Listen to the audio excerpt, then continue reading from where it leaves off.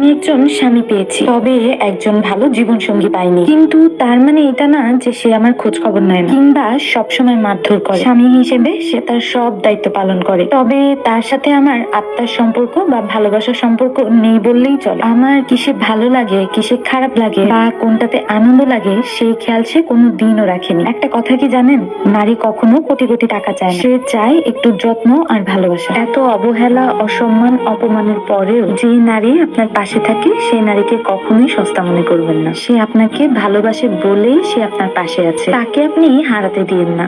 কারণ সে যদি ঘৃণায় একবার মুখ ফিরিয়ে নেয়, পৃথিবীর সকল শক্তি দিয়েও তাকে আর ফেরাতে পারবেন না। শুধুমাত্র একটা বিয়ে একটা নারীর জীবনকে পাল্টে দিতে পারে। তফাৎ শুধু এইটুকুই, কেউ রাজকন্যা থেকে দাসী হয়ে যায় আর কেউ সাধারণ থেকে রাজরানী হয়ে যায়। আসলে সত্যি বলতে কি, বিবাহিত জীবন সুখের হবে না দুঃখের হবে সেটা টোটালি নির্ভর করে জীবন সঙ্গীর